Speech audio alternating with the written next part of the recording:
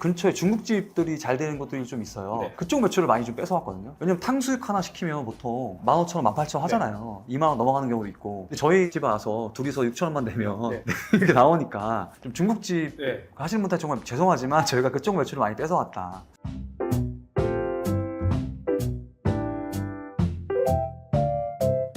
대표님 지금 순댓국 프랜차이즈 대표님이시잖아요. 맞습니다. 신주옥미 대표님께서 가지고 계신 노하우들이 다 녹아있는 브랜드. 맞습니다. 저의 많은 노하우를 집약해서 이번에 잘 가다듬은 좀 브랜드고요. 매출도 잘 나오는 걸로 제가 알고 있는데 대표님 운영하고 계시는 브랜드의 특징 이런 것 좀 설명해 주시고, 그리고 프랜차이즈 창업 고민하시는 분들이 좀 계세요. 그분들이 이제 실패하지 않는 프랜차이즈를 찾으려면 어떤 것들이 있는지 대표님만의 노하우를 알려주시면 도움이 될 것 같아요. 여기 좋은 채널인데요.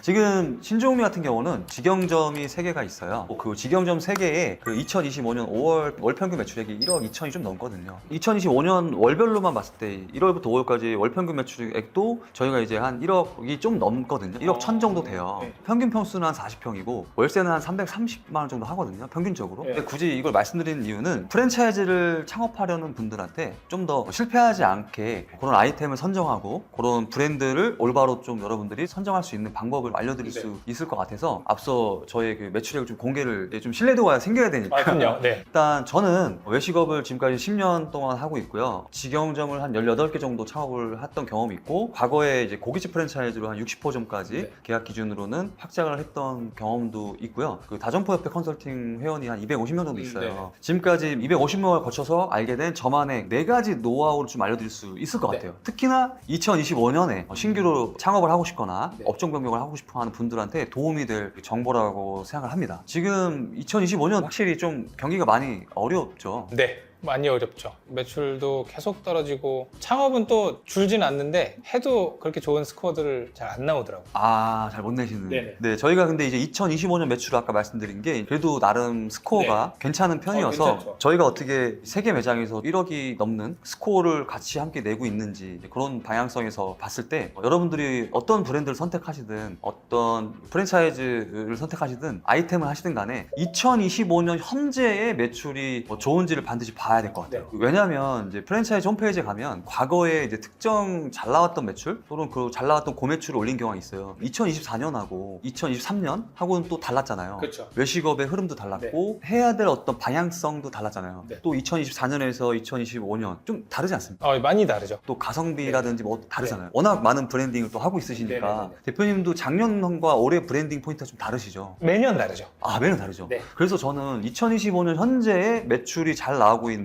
그 프랜차이즈 또는 그런 브랜드를 선택하셔야 여러분들이 2025년에 소비자들을 잘 설득할 만한 경쟁력이 있는 브랜드구나를 좀 알 수 있을 것 같고요. 네네. 그리고 또 매장 한 개만, 직영점 한 개만 갖고 프랜차이즈 사업을 하는 경우는 조금 어렵겠죠. 너무 오랫동안 장사를 한 자리에서 해와서 잘 될 수도 있는 거고, 맞아요. 그거는 사실 우리가 복사가 안 되잖아요. 그렇죠. 사장님이 매력이 있어서 잘 될 수도 있고. 맞아요. 그래서 저희는 이제 직영점 3개를 운영하고 있고 서로 다른 상권에서 저렴한 월세에 들어가서 같은 결과를 냈기 때문에 여러분들도 직영점을 최소 3개 이상을 하고 있는 프랜차이즈인데 그 직영점도 다 잘 되고 있는 그런 거를 포인트를 잘 보셔야 될 것 같아요. 네. 2025년 손님 뺏어오기 쉽지 않다고 생각합니다. 어떻게 생각하세요? 저도 비슷한 맥락인데, 직영점을 3개를 운영해서 이거를 다 고매출 올리는 게 저는 개인적으로 대단하다고 생각을 하는 게, 우리가 어떤 좀 유명한 프랜차이즈 홈페이지 들어가면 어디 매장 뭐 2억 찍었다 라고 하는데 뭐 50개 매장 중에 한 3개 정도, 솔직히 그거는 그렇게 깔다 보면 하나씩 터진다고 생각을 하거든요. 맞습니다. 대표님께서 가지고 계신 노하우나 시스템이나 이런 것들을 적용해서 어쨌든 매장 3개가, 그리고 순댓국이라는 게 개인적으로 저는 1억 찍기가 쉽지 않다라고 늘 생각을 해요. 10,000원짜리 팔아도 쉽지 않아요. 근데 이 3개가 동시에 어쨌든 그 정도 스코어를 내고 있는 건 저는 되게 한번 가봐야겠다는 생각을 하고 있습니다. 제가 어떻게 했는지 그 중요한 노하우들을 알려드릴게요. 네. 그래서 여러분들도 정말 2025년 실패하면 안 됩니다. 맞습니다. 다들 어렵잖아요. 네. 여러분들 그 매출을 올린다는 건 우리 상권에 있는 다른 경쟁자 식당의 손님을 뺏어와야 되거든요. 맞습니다. 손님을 뺏어와야지 우리가 매출이 오르는 거니까 네. 더 힘든 것 같아요. 매출이 안정적인가를 첫 번째로 확인해야 되고, 두 번째는 어떤 업종을 하시고 어떤 아이템을 선택하시든 대중적인 아이템을 무선택하라고 말씀드리고 싶고요. 하지만 여기서 여러분들이 반드시 체크해야 될 두 가지 포인트는 수요와 공급의 강도를 좀 체크하셔야 된다. 대중성 있는 아이템 아시다시피 뭐 고깃집, 술집, 치킨,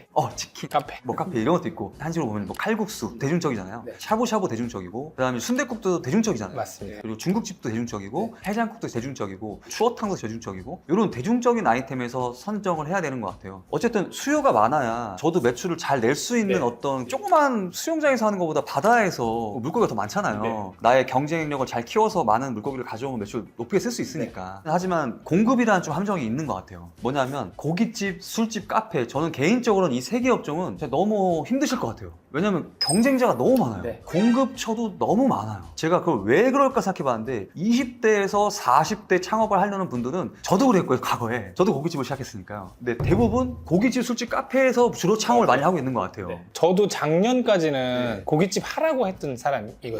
예. 대중적인 걸 해야 되고 그래도 객단가 높은 고깃집을 해라가 작년까지의 제 스탠스였어요.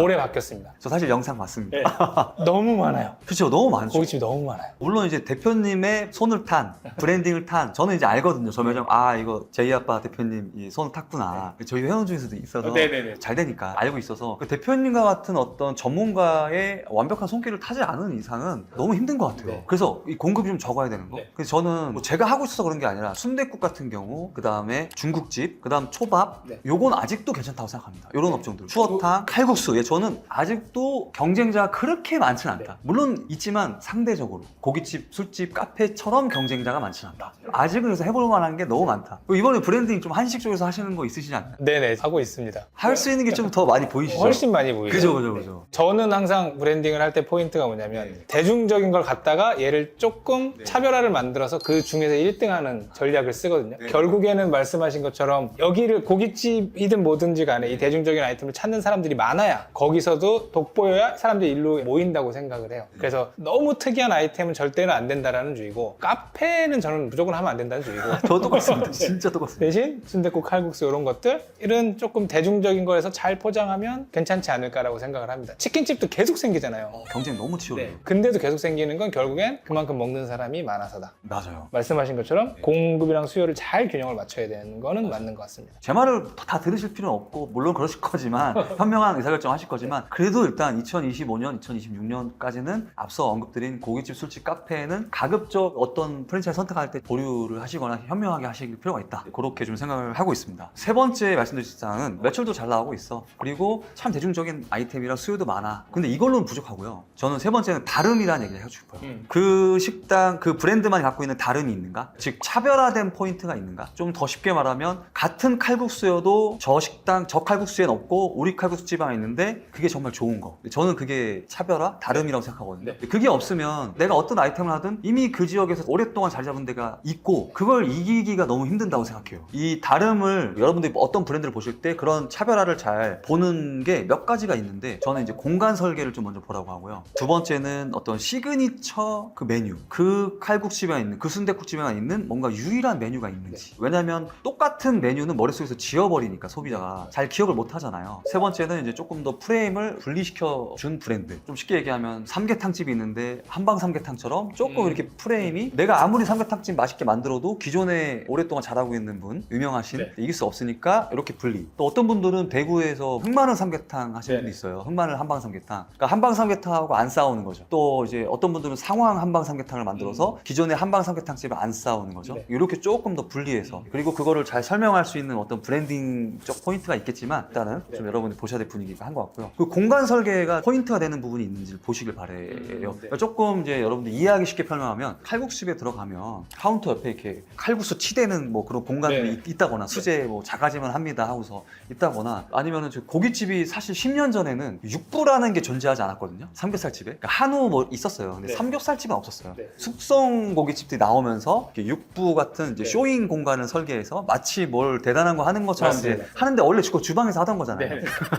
근데 그걸 더 전문가스럽게 상품력의 질을 더 멋지게 해주잖아요. 그런 것처럼 그런 공간을 좀 있는 거를 보면 좋을 것 같아요. 같아요. 신종미 같은 경우도 돼지 머리를 삶고 순대를 또 이렇게 써는 네. 육부와 어떤 이런 삶는 쇼잉 공간을 설계했어요. 30평밖에 안 된 매장에서도 그런 걸 설계했거든요. 근데 사실 순댓국을 먹는 사람들이 그런 거 봤을 때 아무래도 더 신뢰를 네. 많이 할 거잖아요. 네. 그런 게 있을 것 같습니다. 뭐 더 있겠지만 대표님이 또 보시는 관점도 있을 것 같아요. 네. 좀 설명해 주시면 더 좋을 것 같습니다. 저는 항상 말씀드리는 게 생생미라고 얘기를 하거든요. 뭔가를 줄 때 별거 아닌 걸 줘도 되게 소중한 걸 주는 것처럼 티를 내고 줘라. 보통 주방에서 오래 일하시는 분들 같은 경우는 육수를 막 20시간씩 끓인다고 예를 들어서 가정을 해요. 그리고 남들은 막 수입산 섞어서 쓰는데 우리는 정말 좋은 국산 대구에서 막 당일 받은 것만 열심히 썰어서 삶아서 주는데 문제는 손님이 그걸 모른다는 거죠. 그렇죠. 그래서 프랜차이즈들이 잘하는 게 별거 아닌 거를 대단한 것처럼 포장을 해서 보여주는데 자영업 사장님들은 되게 대단한 걸 별거 아닌 것처럼 주는 경우가 많아요. 아, 오히려 개인 사장님이 더 잘하고 있는데. 네, 훨씬 더 잘하고 있는데 사소한 거라도 그게 뭔가 대단한 것처럼 포장을 하는 게 저는 브랜딩의 시작이라고 생각을 해요. 아, 맞아요. 네. 진짜로 제 주변에서 식당 하시는 분들 보면 쌀을 진짜 엄청 좋은 거 쓰세요. 말도 안 되는 진짜 무슨 수양미 쌀부터 해서 신동진도 되게 좋은 신동진 쓰는데 이걸 설명을 안 해놓으신 거예요. 그런 경우들도 있고 말씀하신 것처럼 육부도 개념이 그런 거잖아요. 우리는 좋은 고기를 쓴다. 그래서 얼마 전에 했을 때도 햄을 만듭니다. 손님 오면 그 자리에서 썰어갖고 그거를 치즈랑 딸기잼이랑 해서 에피타이저로 줘요. 근데 그 목적은 뭐냐면 우리는 우리가 취급하는 좋은 고기로 햄을 만들 정도로 좋은 고기를 쓴다를 생색내기 위한 과정인 거죠. 예, 눈으로 직관적으로 네네. 그걸 볼 수 있으니까. 네. 그래서 대표님 말씀하신 신종미의 육부실 혹은 이렇게 썰어주는 공간도 그런 개념에서는 되게, 왜냐면 순댓국집 그런 데가 없으니까. 맞아요. 프랜차이즈는 당연히 없고 개인 브랜드는 아주 극소수만 있고요. 아까 제가 유일한 메뉴도 차별화에 해당한다고 네. 했는데 저희 같은 경우 이제 고사리 순댓국이라고 이런 좀 차별화 해놨어요. 그런 포인트. 어떤 순댓국집에서는 시래기 순댓국도 있더라고요. 네. 그런 것도 있고 중국집으로 따지면은 뭐 갑짬뽕인가 갑오징어만 네네네. 넣어서 하는 어떤 꼬막 짬뽕집도 네, 있고 머릿속에 남을 만한 그런 메뉴를 좀 만드는 것도 좋지 않을까 생각합니다. 네. 아무리 맛있게 만들어도 기존에 이미 오랫동안 자리 잡은 유명한 곳을 좀 이길 수 없다고 생각하거든요. 제가 실제로 맛있어도 맞아요. 조금 시그니처 메뉴를 만들어서 피해서 우리를 잘하고 있다 이런 걸 알려주시는 게 좋지 않을까.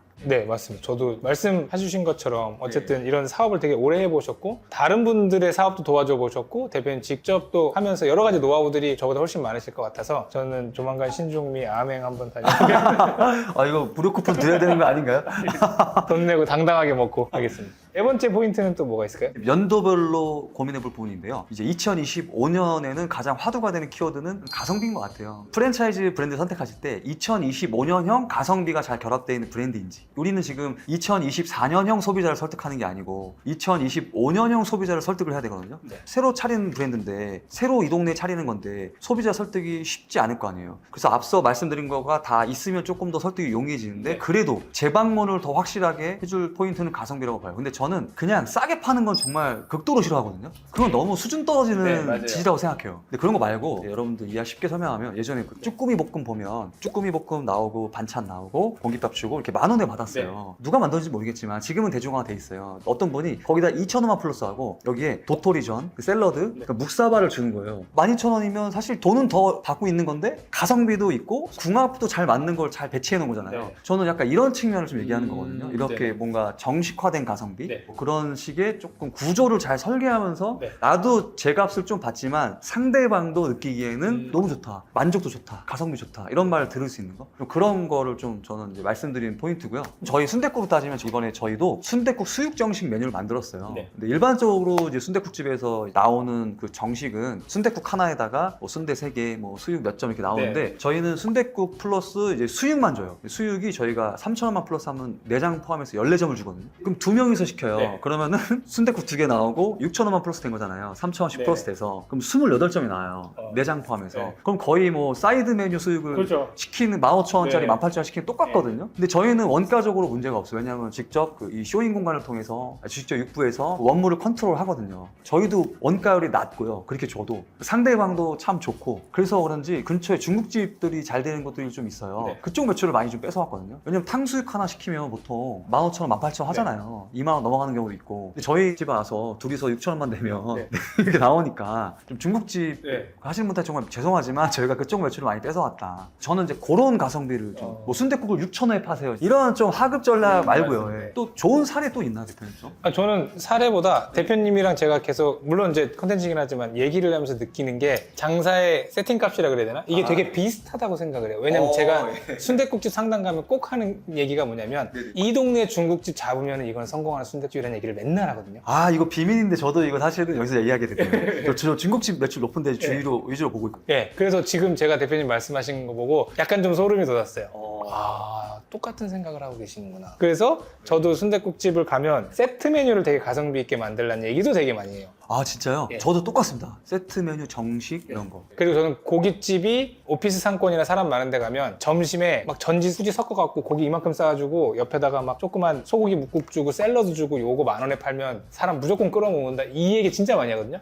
저도 약간 비슷해요. 네. 그래서 대표님을 얘기하면 할수록 되게 비슷하다는 생각을 했습니다. 진짜 이렇게 하면 진짜 여러분들도 실패하지 않는 네. 브랜드를 선정할 수밖에 없을 네. 것 같아요. 그래서 대표님 말씀하신 것처럼 지금 대표님 순댓국 프랜차이즈 신주홍미는 균일하게 매출도 잘 나오고 네, 맞습니다. 대중적이고 수요와 공급도 아까 말씀하신 것처럼 짜장면집 옆에다 붙여서 하시는 것도 있고 네. 차별화 포인트, 시그니처 메뉴 가성비도 있고 마케팅만 잘 따라주면 충분히 확장성이 있을 거라고 개인적으로는 생각해요. 아, 맞습니다. 다행히도 이제 뭐 이렇게 국밥집이 마케팅을 많이 하지 않아도 네. 뭐 되는 다행히 좋은 여건이긴 한데 물론 이제 그런 상권에서 또 해야 될 것 같기도 하고요. 여러분들 제가 뭐 이렇게 신종미를 뭐 이렇게 네. 홍보하거나 뭐 하라는 소리는 아니고요. 2025년에 정말 힘드니까 어떤 아이템을 선정하시든 방금 말씀드린 그 4가지 포인트를 그런 브랜드들이 갖고 있나, 내가 하고 싶은 그런 아이템들이 갖고 있나, 그런 것들을 보시면 점수를 매기시면서 신중하게 창업을 하셔라 라고 말씀을 드리려고 지금 이 얘기를 네네네. 했던 거고, 신종미도 물론 관심을 많이 가져주시면 감사드리겠습니다. 제가 이런 유튜브 컨텐츠를 몇 번 찍긴 했는데 네. 대표님이랑 이야기하면서 제일 길게 얘기를 하고 저도 약간 신나서 좀 얘기를 한 것 같아요.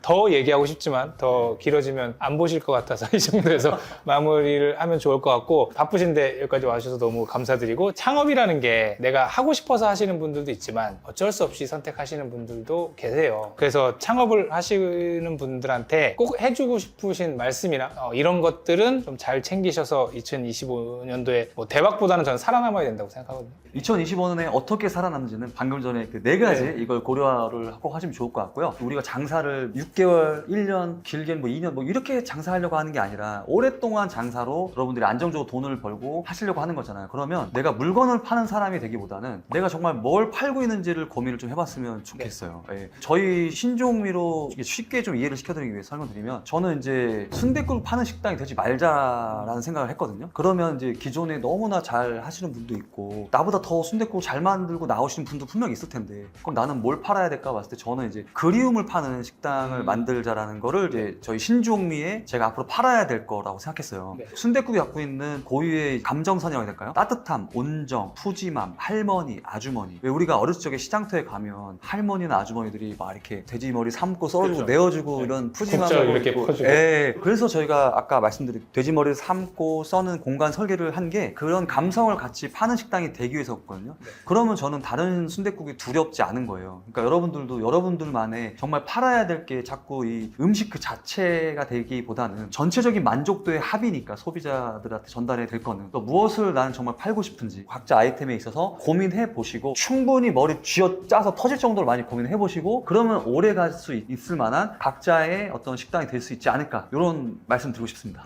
오늘 나와주셔서 너무 감사드리고요. 김기열 대표님이 저보다 내공이 훨씬 많으시니까 궁금하신 거 있으면 다전팡 TV 접속하셔서 댓글로 달아주시면 아마 형심생님과 답변을 달아주시겠죠? 아, 네, 맞습니다. 네. 그러면 다음에 또 한번 모시고 더 깊은 얘기 한번 나눠보도록 하겠습니다. 나와주셔서 감사합니다. 네, 감사합니다. 네, 감사합니다.